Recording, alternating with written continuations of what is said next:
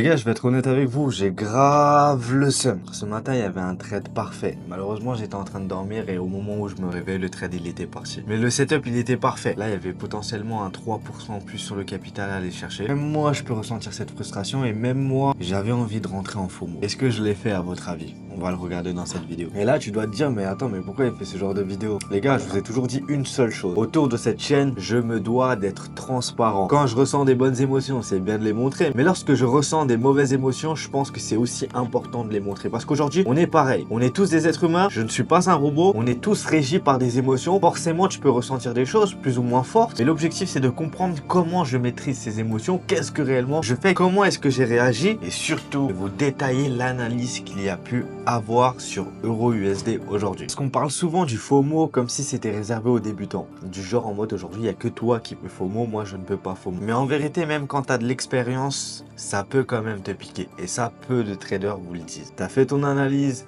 t'as vu ta zone, t'as tout préparé, et là tu vois le marché partir sans toi. Et là, il y a quand même cette petite voix dans ta tête qui te dit, mais vas-y, je vais quand même rentrer maintenant, au pire, je risque quoi? Stop! C'est ça qui détruit ton trading. Et aujourd'hui, je suis là pour vous dire la vérité, pas pour vous mentir, pas pour faker, uniquement la vérité. Donc astronaute, je tape sur ta tête et on commence. Donc la position les gars, EURUSD, franchement elle était magnifique. Là déjà, première information, on voit un beau niveau de zone de vente à ce niveau-là.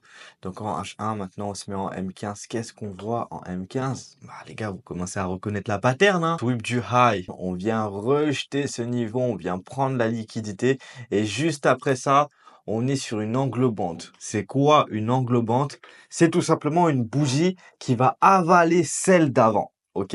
Et donc, ça nous montre vraiment qu'il y a une pression vendeuse sur ce territoire-là. Ton marché, tu dois toujours réfléchir comme si c'était un territoire de guerre. Qui a la main entre les acheteurs et les vendeurs? Qui sont les plus forts entre les acheteurs et les vendeurs? Et comment tu arrives à déterminer cette force à travers les chandeliers japonais, à travers différentes configurations? Donc là, si j'étais dans un scénario où je suis tranquille, je voulais pas me prendre la tête, je rentre à ce niveau-là, je mets mon stop loss tout en haut, et là, en fait, au niveau de mes targets, je vais viser tout en bas. Mais là, c'est quand même dans un scénario où je suis conservateur, j'ai pas envie de me casser la tête, j'ai pas essayé de filtrer ou quoi que ce soit, j'ai pas essayé d'optimiser le risque-reward. Mais vous voyez, là, on a un RR de 3 lorsqu'on vise tout en bas. Et je vais vous montrer pourquoi, en fait, moi, personnellement, je descends. C'est tout simplement, en fait, pour avoir de meilleurs prix d'entrée.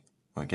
Donc moi personnellement en M5 je serais pas rentré ici, je serais rentré plus haut sur cette bougie là parce que là on a ce qu'on appelle une pin bar. Donc on vient rejeter ce niveau, on vient faire une pin bar en M5. Déjà là pour moi c'est un signal de validation et vous voyez que le risque reward là, bah en fait pour aller chercher le 3, on n'est plus obligé d'attendre tout en bas. Juste ici, on l'a validé. Et pourquoi c'est important de faire ça? Parce que moi, je me dis une chose. Si j'ai la possibilité d'avoir un meilleur RR avec une target beaucoup moins grande, psychologiquement, je suis dans les meilleures conditions pour aller chercher un take profit. Parce que c'est bien de me dire RR de 10. Mais si au final, ton TP, il est à 500 pips, en fait, psychologiquement, ça a été rude. Alors que là, j'ai juste à prendre ce mouvement-là, hop, le risque reward, il serait validé. Donc en fait, c'est super important de comprendre ça. Et lorsque tu vas descendre en unité de temps, en M1, je vois quoi que le marché, il a fait une grosse intention haussière. Donc là, déjà, c'est ce qu'on appelle un déséquilibre. Il y a un équilibre à aller chercher. Il y a une imbalance à aller chercher. Le marché vient rejeter à ce niveau-là. Il break. En fait, ce qui est intéressant, c'est le break de ce niveau-là. Le marché break ce niveau-là. OK, on voit cette impulsion. Donc là, en fait, pour nous, c'est un niveau pertinent. Et ensuite, il revient retest dessus. Donc, je pouvais même avoir une deuxième entrée à ce niveau-là, en mettant du coup maintenant le stop loss beaucoup plus serré, beaucoup plus serré. Maintenant, si je suis un peu plus conservateur, je le mets ici et je reste sur du risque reward de 3. Donc, comprenez l'importance du risque reward et surtout l'importance de la target. Tu peux avoir un trading rentable en capturant que des petits mouvements si tu comprends la structure de marché sur des courtes unités de temps. Dans tous les cas, ce qui se passe sur des petites unités de temps, c'est ce qui peut se passer sur des grosses unités de temps. C'est le principe de la fractalité. Tout est fractal. Le marché, c'est comme une poupée russe, ok, qui s'imbrique, qui s'imbrique, qui s'imbrique. Et là, c'est exactement la même chose. Donc, soit tu as une approche conservateur en M15, tu dis, ok, je vais être beaucoup plus large. Soit là, par contre, tu as une approche où tu es beaucoup plus un sniper.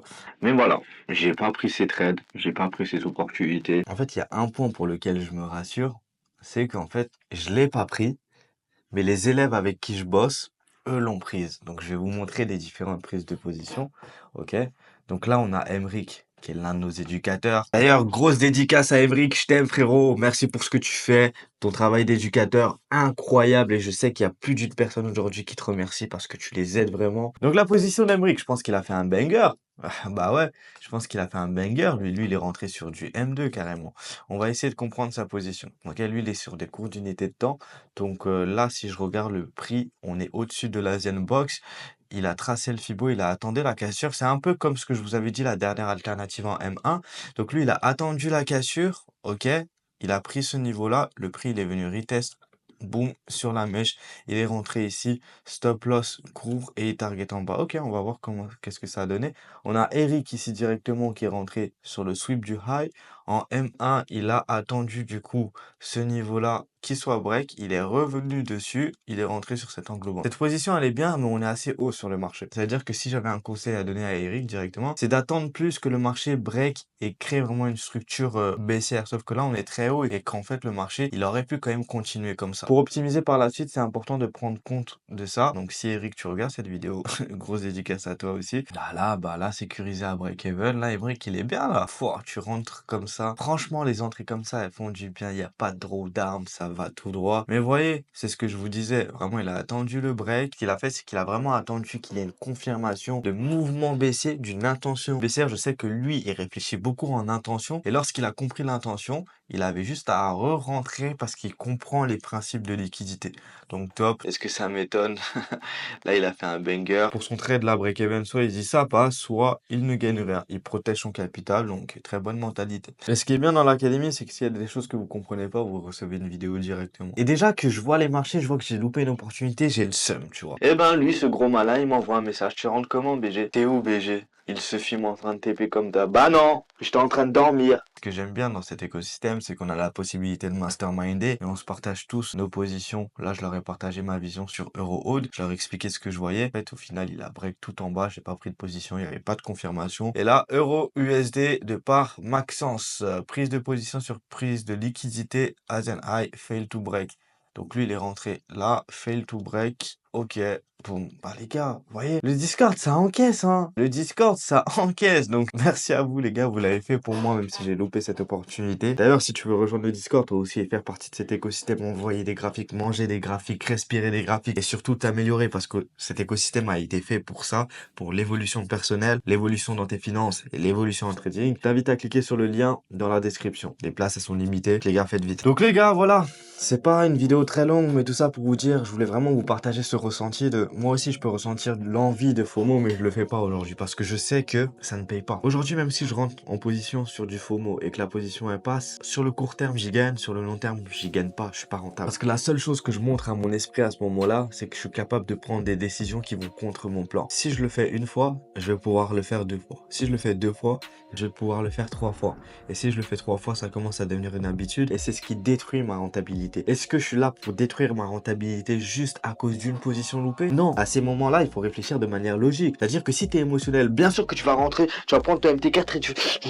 Bye, bye, bye, bye, bye. Les gars, on n'est pas là pour faire du one-shot sur un trade. On est là pour que cette equity curve augmente de manière linéaire, qu'elle augmente avec discipline. Moi, je suis là sur ce game, sur du long terme et je suis là pour vous former sur du long terme. Je suis pas là pour faire de vous des traders qui font un payout. Je suis là pour faire de vous des traders qui font des dizaines de milliers de payout, passe des retraits sur des comptes réels, sinon ça m'intéresse pas. Cette chaîne, je la bloque et je me casse. La moralité, c'est quoi? C'est qu'il faut apprendre à vivre avec le seum. Faut pas que ton ego trade à ta place. Le marché, il est là demain. C'est pas parce que t'as pas été là aujourd'hui que demain il va s'absenter. Il s'en fout de toi. Et surtout quand t'as un vrai process, un vrai plan, t'as pas besoin de forcer. Moi, j'ai plus envie de forcer les gars.